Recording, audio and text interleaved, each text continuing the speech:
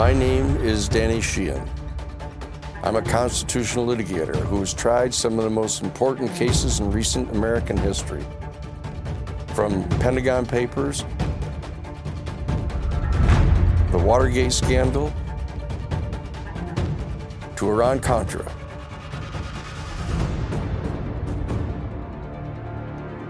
My legal career has led me now to this pivotal moment. As our human family confronts the implications of the existence here on our planet of extraterrestrial or extra-dimensional non-human species. I will be your guide as we dive into the profound philosophical, theological, and public policy questions pertaining to the UFO phenomenon, alien life, and the citizen movement for disclosure. This is the Full Disclosure Podcast, coming to you from the New Paradigm Institute on SpectreVision Radio. Oh, Hilton stay, your beds are soft and cozy.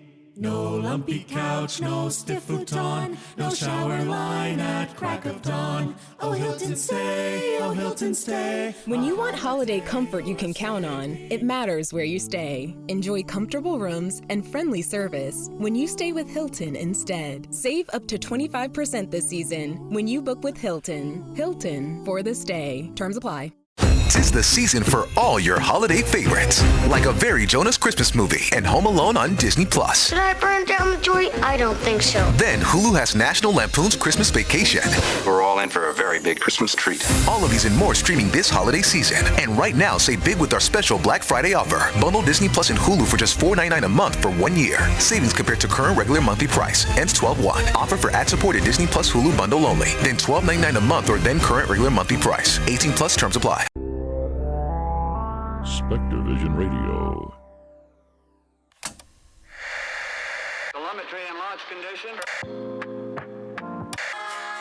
Well, some other observers. Hey, it's late night. It's late night on the astral plane, where it's never too late. With your host, Ryan Singer.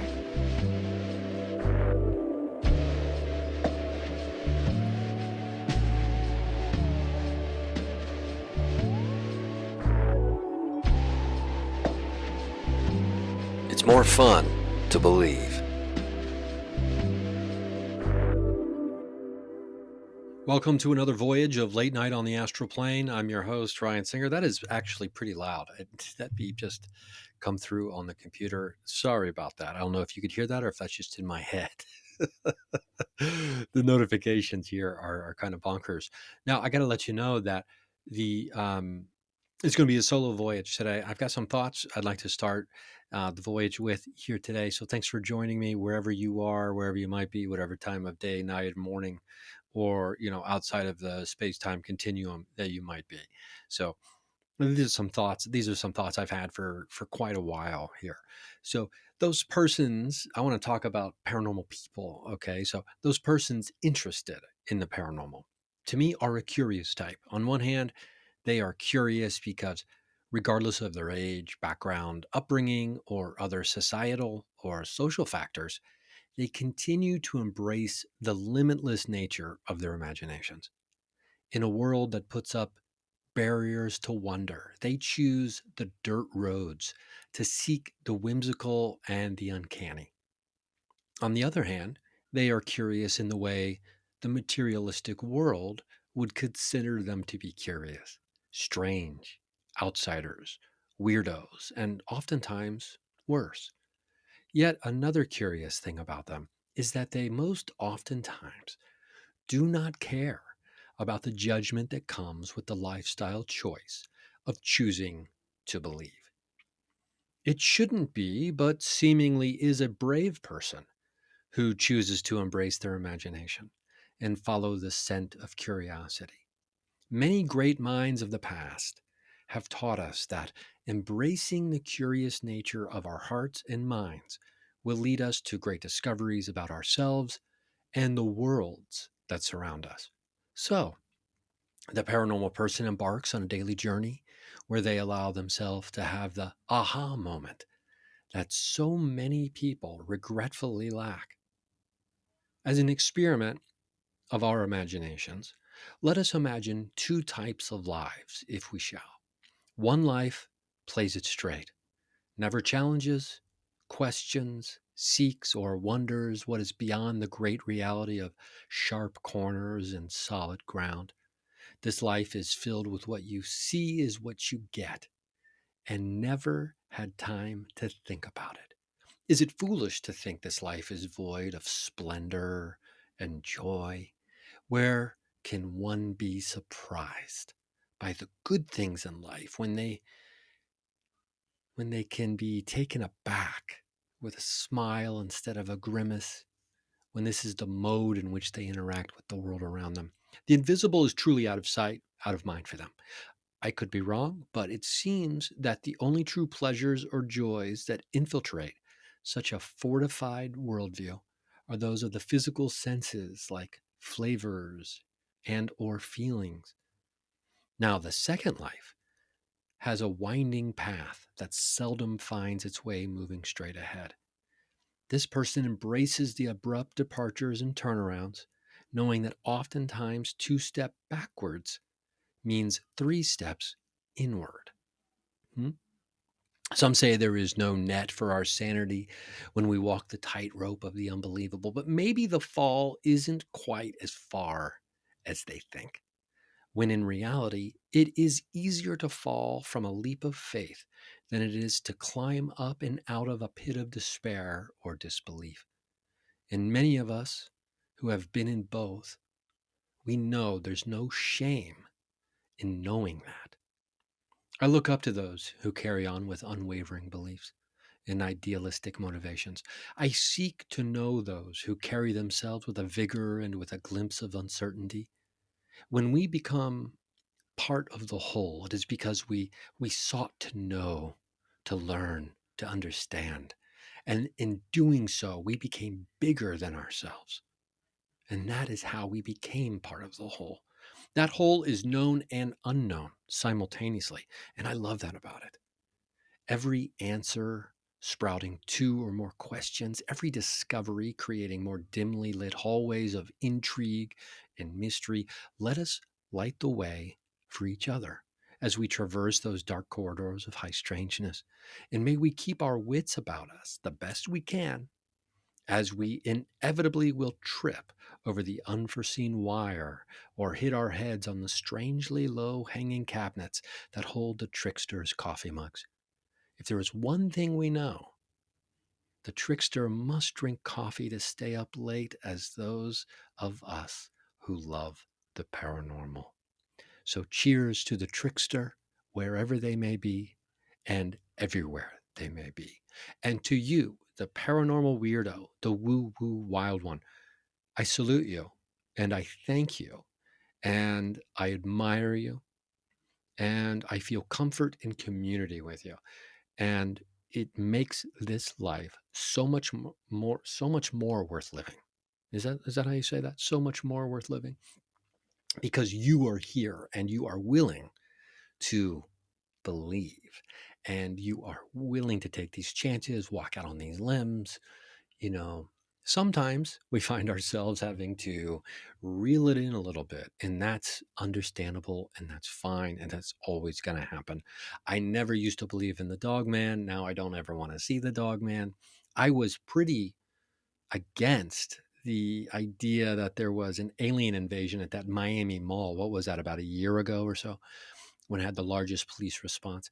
I'm seeing things now where it seems to be that there's a lot of credence to something strange, at the very, very least, happened at that mall in Miami, Florida. Now, I was watching Matthew Jackson actually sent me a clip, because there's a person that they are calling Fitz, F-I-T-Z, who they are calling an enemy of the state. Now, this is a person who has footage, filmed something of what happened in that mall in Florida, apparently. Now, that person is named and labeled an enemy of the state because the government hasn't retrieved that footage from them, that they still have it on their phone. Simply by filming and recording something that is anomalous or strange or unexplainable, or that these law enforcement agencies don't want out in the public, can make you an enemy of the state. Now, let that sink in for a little bit. That's kind of scary. That's more scary than any alien or monster that might be walking around a mall. Now, I am on the side of, if aliens are here, they're not here to eat us. They're not here to, brainwash us, take us over, or anything like that, because obviously they are so further advanced than we are that they wouldn't have need for that. Now, that's not to say I couldn't be wrong, because I could be wrong, but I don't buy into the fear narrative. Now, is it possible that I'd have to reel all that back in? Of course that's possible, because I'm just a guy. So I don't have all the answers.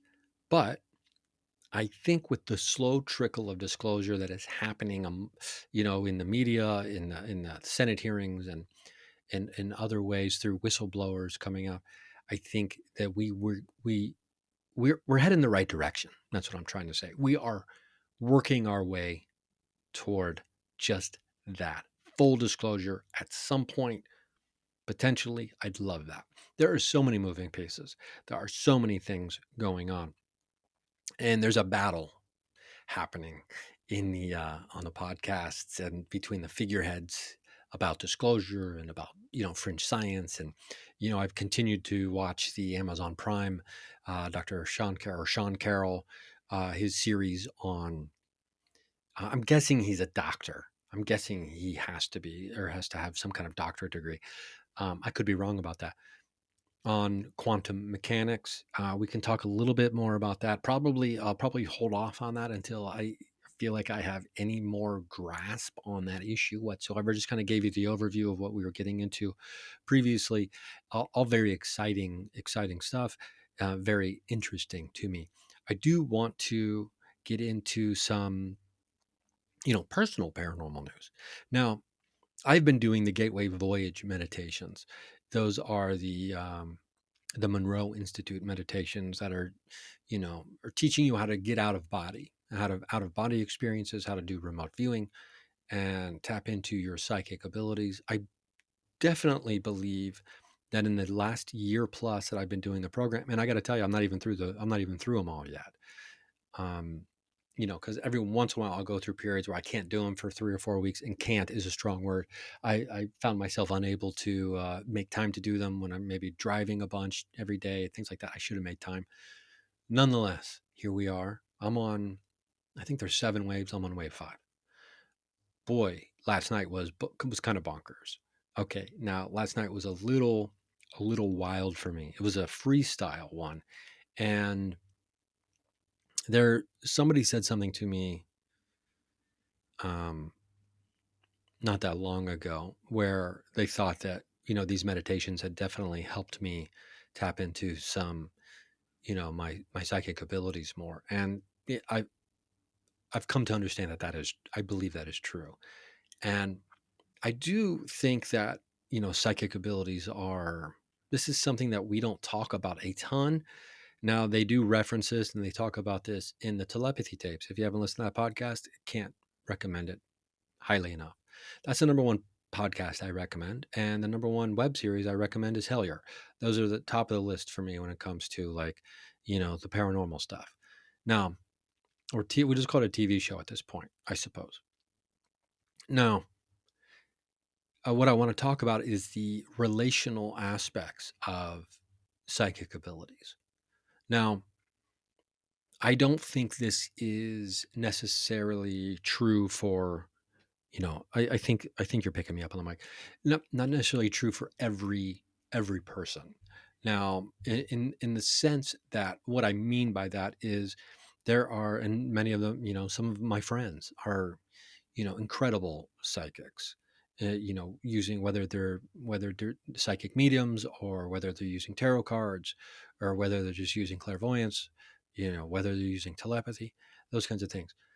I do think, and why I reference the telepathy tapes, is because they're talking about the telepathic abilities of the nonverbal autistic people. that are in that series. And we're talking about kids, we're talking about kids that are older than kids, we're talking about people, right? So I don't think it's just a kid thing. It's a non-autistic, or it's a non-verbal autistic thing, and how they all have telepathic abilities, and it can be shown and seen specifically with the person that they have the closest relationship with, someone that they're intimately connected to, and they have a strong, let's just say they have a very strong relationship, right? Now, I have found in my life there are certain people that I also have a psychic connection with, and it is to the point where sometimes it's silly, it's stupid, right? I mean stupid in a good way, right? I don't mean like stupid bad, I mean stupid good. That it's just kind of like, is this like to the point where you don't even question it anymore? Now, I think certain people who make a living as psychics, working and helping people in that way, that's just kind of their life, right? Karen Rontowski comes to mind when it comes to the tarot cards. It's just, I guess after a while, I'm sure she had to stop being surprised when the cards were right for people, right? That's just the first example that popped in my mind.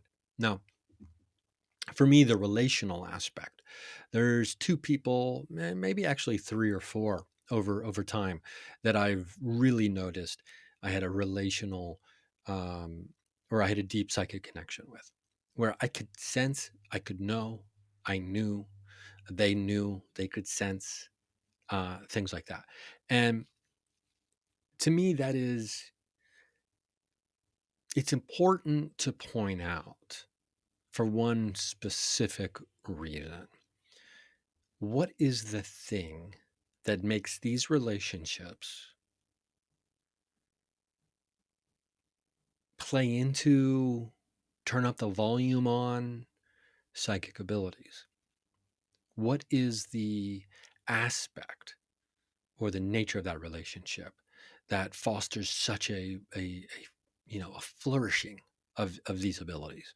And I think it's trust. I think it's trust. I think it's probably innate love. I don't. Does it have to be unconditional love? I'm not sure, but I do think, and that's not to say that you can't trust unconditionally and love unconditionally other people, and you might just not have this with them. It's not like every person you unconditionally love and trust, you're going to have this relationship or this psychic connection to. I'm not saying that necessarily. But what I am saying is, I think in my experience upon personal examination, at least recently, and this is kind of a recent examination on my part, it seems to me to make sense that it's the person that I have a psychic connection with. They have they're deeply empathetic. They have shown a willingness to trust me, and I have shown a willingness to trust them. It's also, it's going to be people, and you can't trust and love a person you don't respect. So like that's in there. I think that's embedded in there. So I think if there is a genuine connection between people that will foster into and grow into love and trust and things, you probably already have that psychic connection right away. And it's probably just one of those things where it's like, oh man, we're on the same page. Do you ever say that a lot? Oh man, we are on the same page about everything. Oh wow, I was just thinking that we should, I mean, yes, that's what I think about this too. Oh my God, I was just thinking about that. Oh, I was just getting ready to call you, you called me. I think these are the type of people that if you continue a relationship with them, you would probably develop a very strong psychic connection with them if, in fact, both people were open to that idea. That's also a component. Willingness to participate in the phenomena. We have seen through parapsychological lab testing that a willingness to believe will increase the probability of the phenomena manifesting itself or showing itself or being present. That is important. And that is a relationship. you have with the phenomena, that you believe in it. You are trusting in the relationship. Now, do you love that? Do you love that thing? Yes, probably. I love the idea of psychokinetic abilities and telepathic abilities and psychic powers and clairsentience and clairaudience. I love all that stuff, right? So all of it's kind of jumbled together and bundled into one bouquet of beautifulness. Now, why is that important? Why is the relational aspect of psychic connection important when we examine the big picture of the future of humanity? Is that how big we want to go with this? We want to like couch this into the future of humanity. Okay, so humanity. The older I get, sometimes I just don't. My brain just doesn't do the right words sometimes anymore, and that's just how life goes, I suppose. So here we go. Why is it important? The relational aspects that I am noticing and acknowledging and saying out loud, and that I've identified in my own life. Why is that important, at least in my opinion, to the world? Because of the aspects, because of the keys to it being successful that we talked about, the love and the trust. With those two components, if you can extrapolate that, or if you can blast that out large scale, if you can do a mega wave of love and trust to people everywhere, you then are opening a psychic line of communication to all of those people. If in fact it can be reciprocated, boom, Yahtzee, right? Is that where the future goes? Robert Monroe will tell us in the second book, Far Journeys, that he journeyed to the future. I've talked about this sometime in the 3000s, and everybody was just pretty much out of body full time, telepathically communicating, because obviously we don't have our physical bodies. So we're all telepathically communicating. We're jumping into bodies every once in a while for a nice little joyride. And then we're just floating around the universe in these non-material, non-physical forms. So how do we get there? I suppose we're kind of reverse engineering. We're kind of unpacking backwards. How do we get there? We turn up the volume on our love broadcast. We amp up the trust knob. Okay. We turn it to 11, like Spinal Tap style. Now, how do we do that? Well, the telepathy tapes will say, and the nonverbal autistic people from that show have told us, have reported to us that one of the most important thing is you can't lie. You have to love. It's these things. And you're still going to be a person. You're still going to get stuck in traffic, and you're going to be hungry, and you're going to have a bad day. That these things happen in the physical form. When you actually sit back and think about how many of us have to work jobs that are meaningless in the big scheme of the existence of the human spirit, it's confounding. It truly is confounding. But so yeah, that's why it's important, identifying the components. And I'm sure there's more, and I'm sure they're different for different people. My formula isn't the formula for everyone. That's what's beautiful about humans and life and existence and consciousness. There's so many variations, there's so many degrees, and it's a spectrum, right? But it's important. So I'm focusing on building love and trust with anyone and everyone, anyone and everyone, anyone and everyone. See, I'm mixing up my vowels. With anyone and everyone. I mean, these are just things I've identified very early on, so they could be bigger and they could be much more nuanced than I'm letting on right now. But in the meantime, you can't really go wrong on the right side of things when you're trying to build love and build trust, or love more and trust more. Trusting, and it's you make yourself vulnerable. You do, and it happens. And we've all been burned. And will we all get burned again? Who knows, maybe. But in the meantime, if I want to really tap into the psychic abilities that have been amplified through the Gateway Voyage program, I believe, and I think just a mindfulness of meditation. those are the two things we'll be moving forward with and focusing on. I got to take a break. I got to take a break. And I think I misread, because, I had some thoughts and I wrote them down earlier. And what I was reading at the top, thoughts on paranormal people. And there was a part where I misread it. Part of me is this whole time I've been thinking, God, you got to go back and you got to get that out clean, because it didn't make sense. Maybe we got to release that. This isn't one of those podcasts. We're not overproduced over here. So we're going to be right back. We're going to take a quick break. Patreon.com/Ryan Singer. $3 a month. No commercials anytime. Okay. No commercials anytime. The rest of this year is going to be bonkers. And, I'm looking forward to sharing, conversations and some other things with you as we try to close out 2025 in style and, do our best. Okay, we're going to be right back. The Who's down in Who Newville were making their list, but some didn't know Walmart has the best brands for their gifts. What about toys? Do they have brands kids have been wanting all year? Yep, Barbie, Tony's, and Lego. Gifts that will make them all cheer. Do you mean they have all the brands I adore? They have Nintendo, Nespresso, Apple, and more. What about... So the Who answered questions from friends till they were blue. Each one listened and shouted, from Walmart? Who knew? Shop gifts from top brands for everyone on your list in the Walmart app.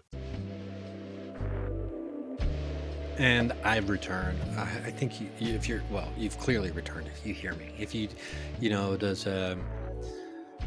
what is it? If a tree falls in the forest and there's no one there, does it ever fall? If a podcaster records an episode and there's no one ever listened to it, do they ever record? Who knows? But thinking about all my psychic friends, it led me to pick up, and my earlier thing ended with thoughts of the paranormal, talking about the trickster putting a tripwire or a low hanging cabinet that we bang our head on, and drinking coffee.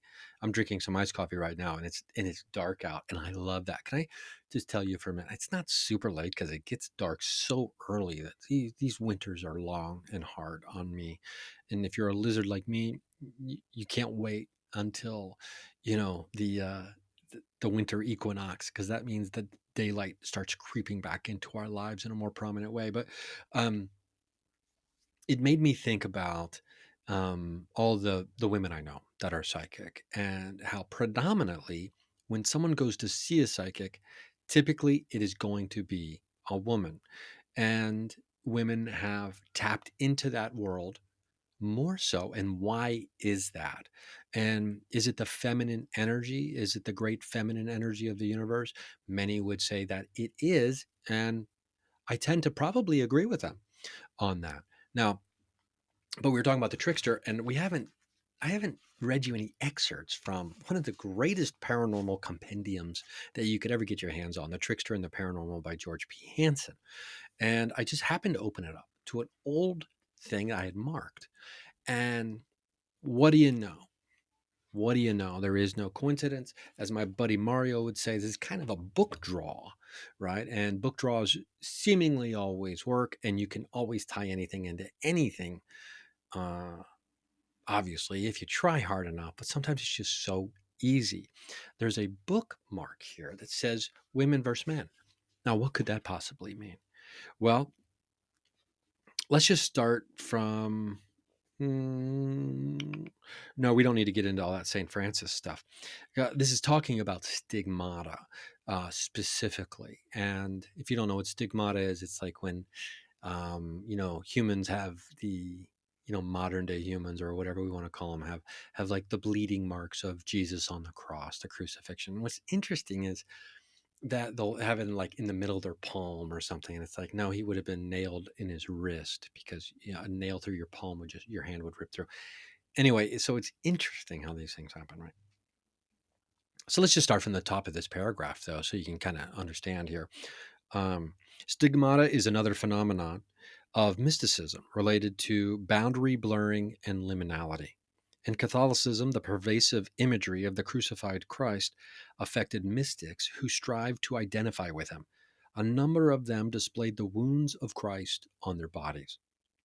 And this suggests blurring of the usual boundaries between mind and body. Ian Wilson notes that historically, there have been 7 women stigmatists for every man. This is consistent with Ernest Hartman's finding that women have thinner boundaries than men, and that thinner boundary people demonstrate greater volitional control over physiological processes. Mystics sometimes speak of divine marriage, and they often forego the usual earthly unions. Turner noted that in situations of extended communitas within some constraining structure, such as monasteries or utopian societies, either celibacy or group marriage is mandated. An exclusive male-female sexual relationship is a dyadic structure opposed to communitas. The trickster shares this property of communitas, for he is known for sexual disruption and violation of taboos. Both the trickster and communitas destabilize dyadic relationships. This is interesting. I suspect that this is partly the basis for the rule of celibacy for Catholic priests, monks, and nuns. My observations suggest that strong contact with the paranormal can strain marital relationships. Interesting. I didn't specifically remember this. I mean, obviously, I've had this book for years now, and it's, as you can see here, this is a doozy of a book. You can't remember everything. Wow. Okay. Let's pull this thread just a little more here.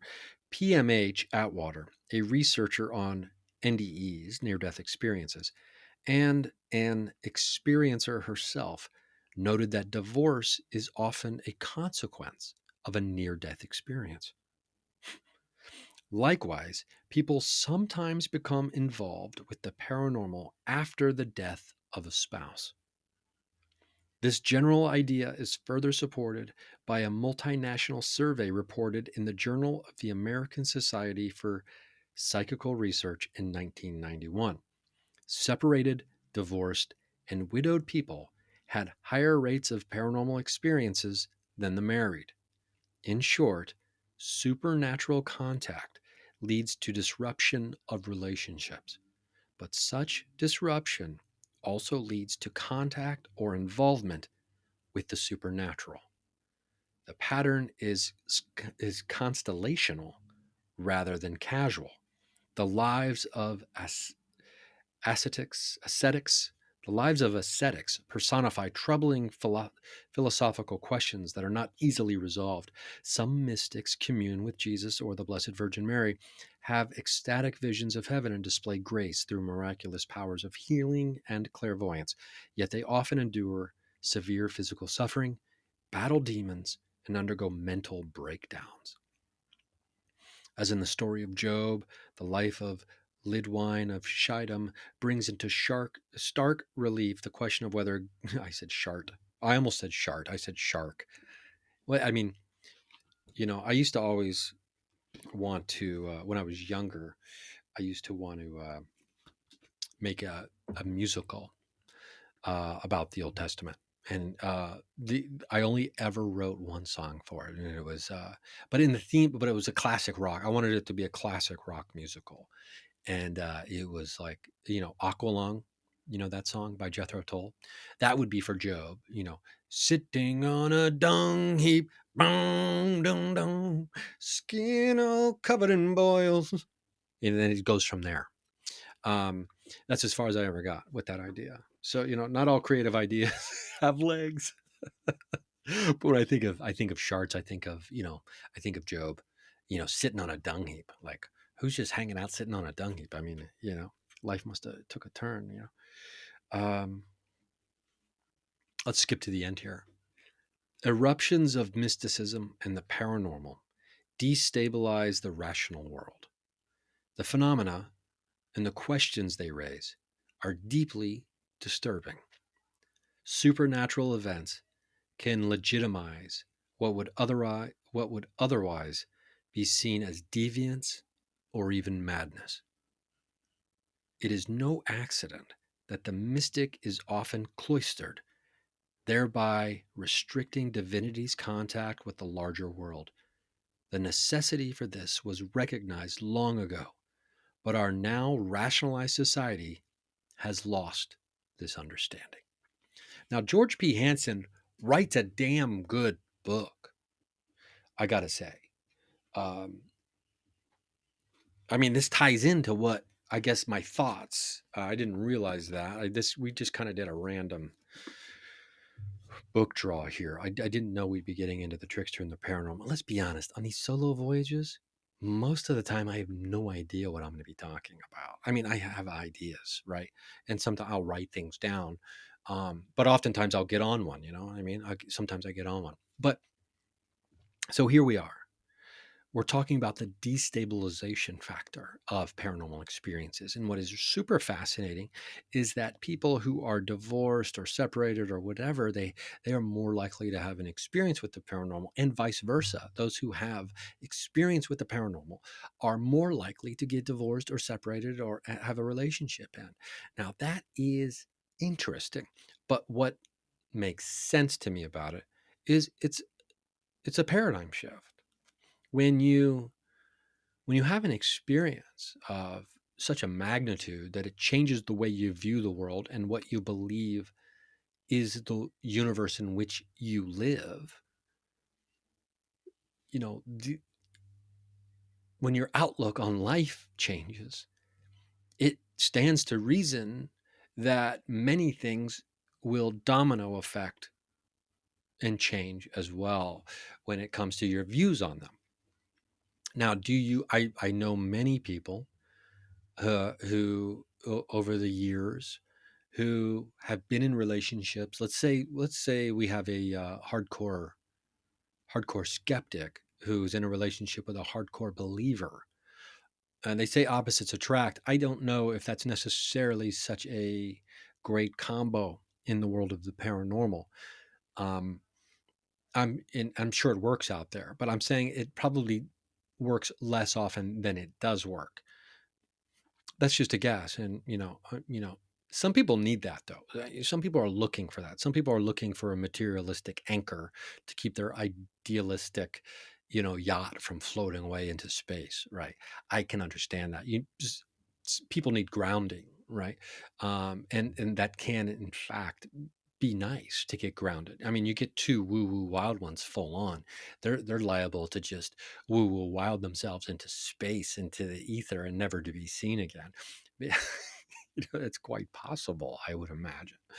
Now, it's never happened to me either way necessarily, but I do know people whose relationships have ended because of just a stark difference between worldview.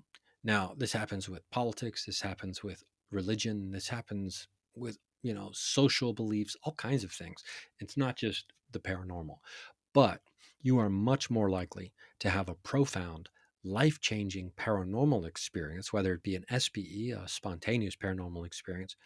You're much more likely to have that than you are just a spontaneous political experience, right? An SPE of that nature that changes your entire outlook. Now, you could read a book, and this book could change the way you view the world of politics and life and human relationships. And now maybe you read Ishmael by Daniel Quinn and it changed the way you thought about everything. Maybe you read On Tyranny, however you want to say it. Maybe that changed the way. Maybe you read Guns, Germs, and Steel, and that changed the way you thought about lots of things. And then later you read Humankind, and that changed the way you thought about Guns, Germs, and Steel, and also changed the way you thought about the Lucifer Effect, written by Philip Zimbardo, the guy who did the Stanford prison experiments. So maybe in those last one or two, or me, maybe you is maybe me, Guns, Germs, and Steel changed the way I viewed things. Now, there's some valuable information in that book.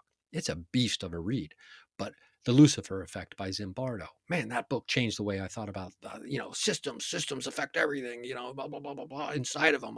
You have to be aware of the system you're inside of, when in fact, Zimbardo is a snake oil salesman. And it's disappointing, right? But we live and we learn and we change. Hopefully we adapt. Now, was that a spontaneous political experience? No, it wasn't. Was it a spontaneous cultural change in me? No, not necessarily. But the spontaneous paranormal experiences, yes, I've had that, and it literally will change everything about the way you see the world. And so therefore it makes sense to me that all of our relationships change. I mean, they're focusing on, in this very small section, of the romantic relationships, because they're talking about, days of old in the past, and how Catholics, you're not allowed to have any relationships other than Jesus, and how they knew that, right? They knew that if you're going to be tapped into the mystical, it's going to be bad for your personal relationships, apparently. If it's going to be a relationship that, stood before the mystical entered the room. So it's like I just see the sketch in my brain right now. It's like a guy and a guy, or a guy and a gal, or two gals, or whoever. Two people in a relationship, or three people in a relationship for that matter. They're sitting in a room, and then all of a sudden the mystical walks in. And then you know the scene in movies or TV shows where that one person walks in and they're just like, uh-oh, this is going to be trouble for this relationship. We've seen that play out, and I can't think of a specific example of TV or movie right now, but the third person shows up and throws a wrench into the whole, what seemingly was a beautiful, perfect thing, and then boom, chaos ensues. And there you go. I think Love Actually had kind of a third wheel situation. I can't remember. Anyway, that's a Christmas movie though. And God, I love Christmas movies. Love a good Christmas movie. Let's do one more short little break here. Then we're going to come back. We're going to put a bow on this pre-Christmas episode. We're not even to Thanksgiving yet. I'm talking about Christmas. I am that guy. Okay, we're going to be right back after this short break. Patreon.com/Ryan Singer. If you want ad-free episodes, $3 a month gets you that. Dripping in gold? That's cool. Dripping in Velveeta's supremely creamy golden cheesiness? That's respect. Elevate your drip with Velveeta's range of outrageously delicious dips and dishes. Shells, cheese, melty blocks, and heat and eat queso that go all in on indulgence. Flex on your fam with a creamy, cheesy masterpiece and go all in on what you love with Velveeta. Respect the drip and satisfy your cravings. Bring home the drip with Velveeta. Purina believes no one should have to make the impossible choice between their own safety and their pets. But nearly half of domestic abuse survivors delay leaving because they can't bring their pets with them. Through the Purple Leash Project, Purina is helping create more pet-friendly domestic violence shelters so survivors and their pets can escape and heal together. Visit purina.com/purple to learn more. And welcome back to the third and final installment of this voyage. I believe it's voyage 13. Anyway, so all this talk about paranormal experiences, meditation, increasing my psychic abilities, spontaneous paranormal experiences, and things like that. It's got me thinking like, oh, how about I just crack open this is the old dream/meditation journal. See, it says journal anyway. And I want to read you a certain part here. Let's say, oh gosh. Okay, we're going to do two short little excerpts, and maybe I'll show them for the people watching on video, which you can do that on Spotify. I'll show you I will do drawings in here from time to time to try to remember something after meditations. I use this for dreams, and if I remember a dream, I need to write it down. But I'll do this at the end of my meditations, my Gateway Voyage meditations as well. So Gateway Voyage, Wave 4, Adventure 4, this is nonverbal communication. One exercise that's trying to learn nonverbal communication when you're in, non-physical form. Oops, sorry about that. This is a big-ass notebook. There was no guided instructions during this meditation. At one point, I felt I saw, quote, unquote, the eye, which I sometimes see. I asked it to come closer, and it did slightly. I kept asking and then was overwhelmed with emotion.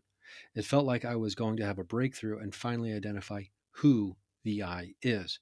I asked for it to tell me who it was. No answer.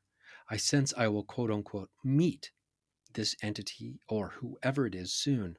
I had to remind myself multiple times during this meditation, I am limitless. I can do anything. I am not restricted. Once I did this, I was overcome with elation. I saw myself conquering fears. Okay, so this is from just a couple weeks later when I was sky watching. I don't think my camera captured, so I'll draw what I saw in the southwestern night sky.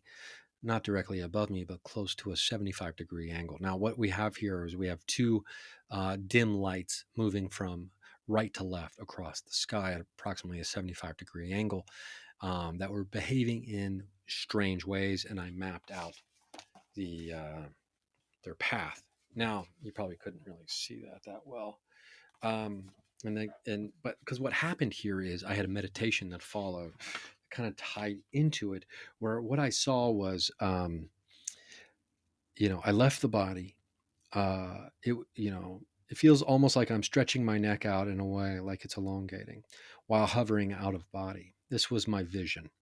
It was dark, but light blue lines of energy were pulsing around, almost like miniature and constant lightning bolts. And that is the recreation. That's the drawing. Basically, I know most people are probably listening to this, so I'll tell you exactly what I just showed. It looks like the veins of a leaf, and I wrote that actually in that journal entry. It looked like the veins of a leaf, but light blue, and they were constantly like striking like lightning, moving, but without the noise. I don't know why I'm doing poorly affected sound effects right here, but so, and then I realized the connective tissue of it all. It was very onomatopoeic almost, because like these veins, these lightning bolts, these connectors, these are the things that connect. These are the pathways. These are the roads. These are the streets. These are the bridges from one to another, for something to pass over, to pass through, to come through. These are the connections, and connections are the most important thing. Maybe oftentimes they can be the most important thing. For example, comfort and community, which I talk about a lot here. You can't have that without connection. Community is all about connection, and comfort is an elevated connection of community, right?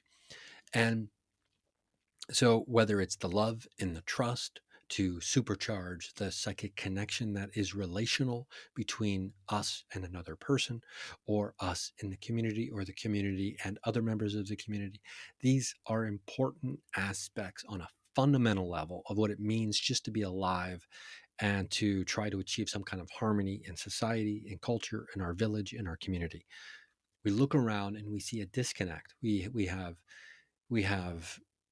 false narratives being played out all around us, whether it's through the billionaires and their politics, or the secret UFO groups and the military contractor companies who stand to make a ton of money through warfare, the military industrial complex, all that stuff. So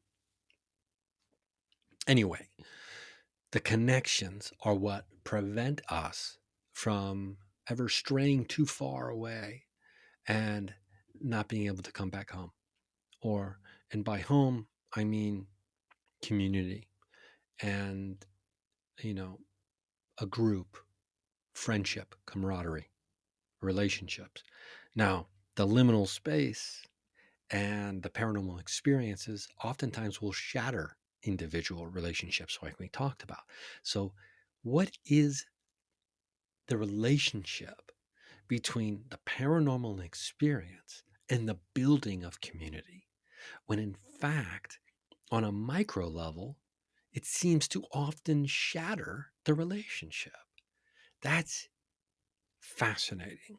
But what it tells us is that anything in this world can be more than just what it is.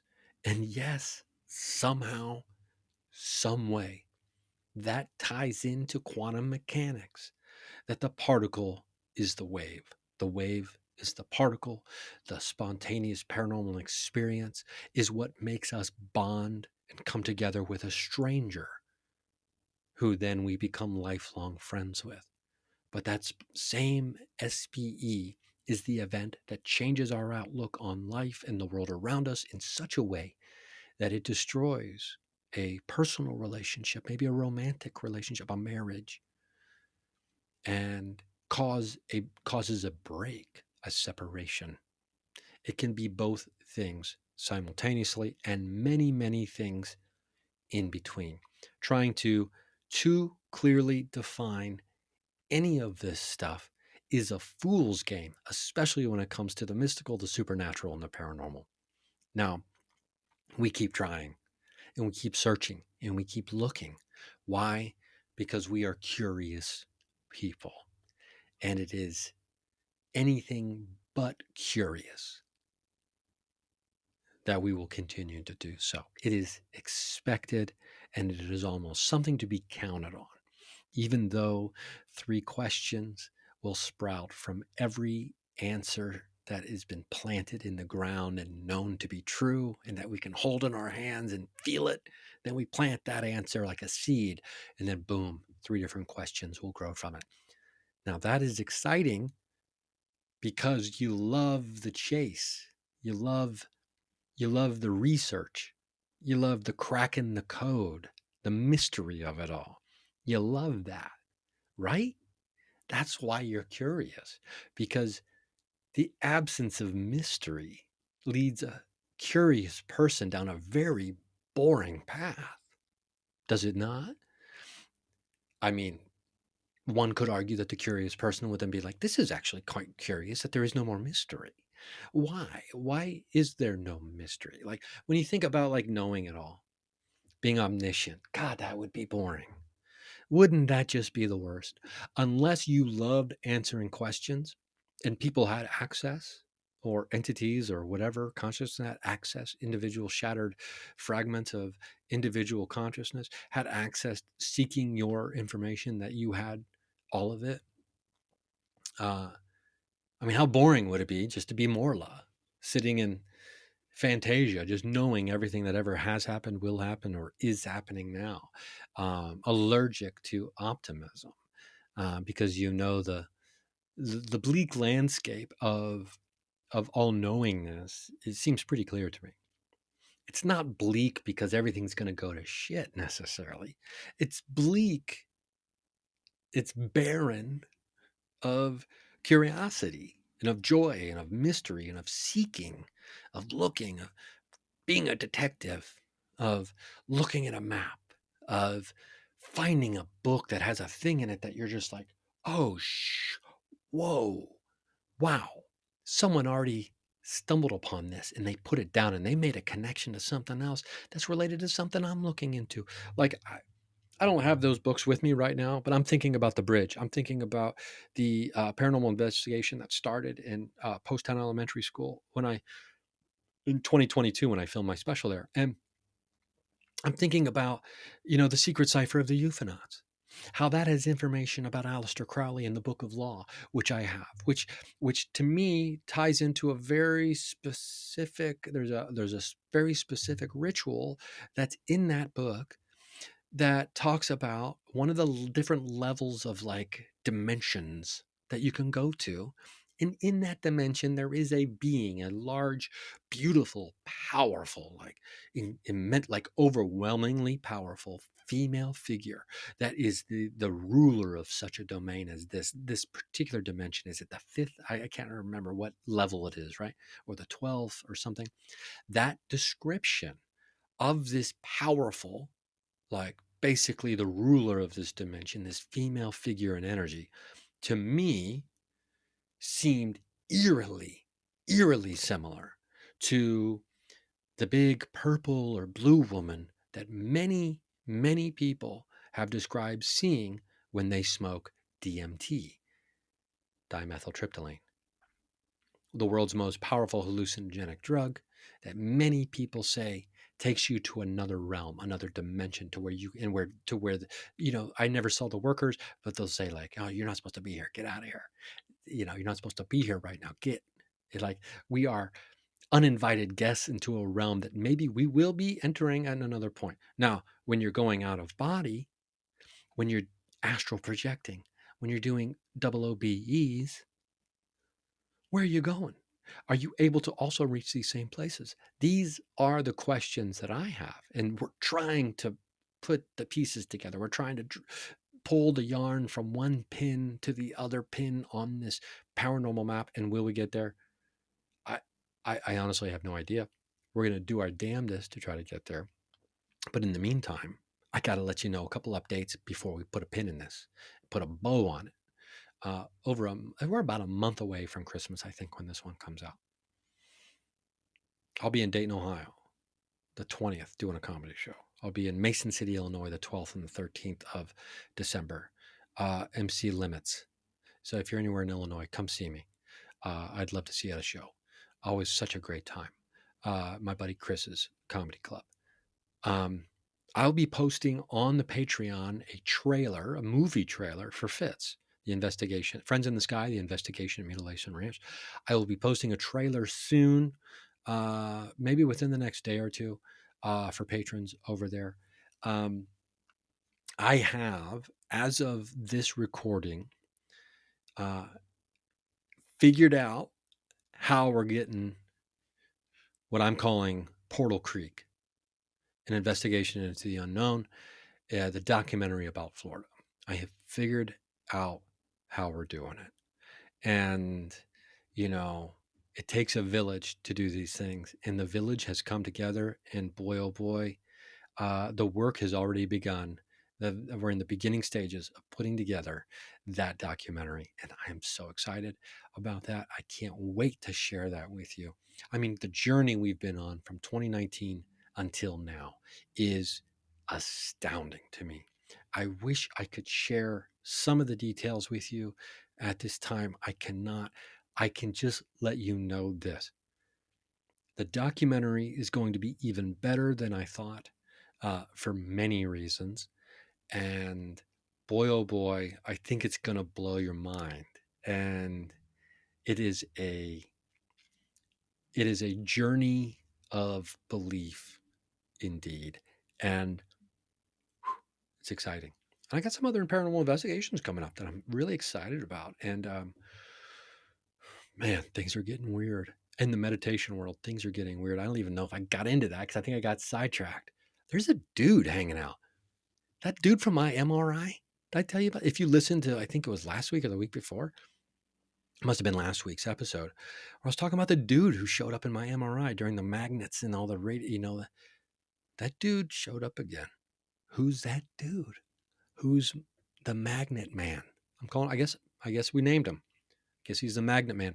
I'll draw the magnet man so you can know what I'm talking about, and I'll post that drawing over at the Patreon as well. In the meantime, I hope you take care of yourself. I hope you're doing well. And let's try to finish the year strong if we can. Optimistic, find some hope, find some comfort in community, and understand that there's billions and billions and billions of us out there who don't want to rule the world with an iron fist. And there's only, maybe a few thousand of those psychos. So we're gonna find our way to the top, all of us together on a global community scale, and we're gonna do that global style, and we're gonna get there. And if we don't, I guess those of us who make it through will be out of our bodies in 1,000 years or whatever it is anyway, according to Robert Monroe. So I'll see you one way or the other at the watering hole on the astral plane.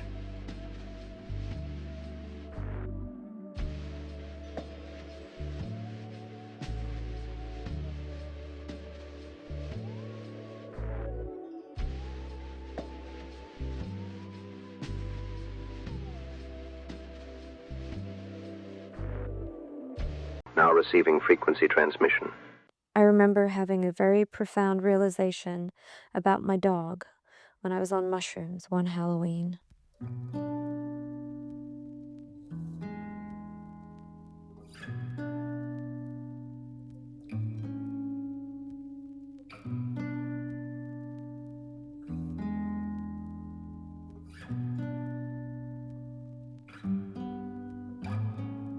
He sat by me, and I realized with immense gratitude that dogs are all sentinels.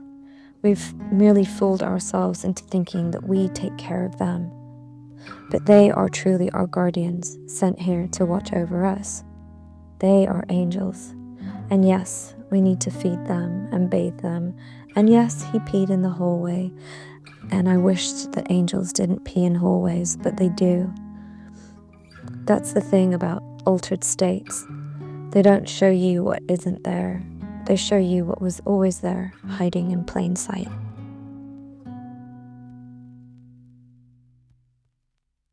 Transmission complete.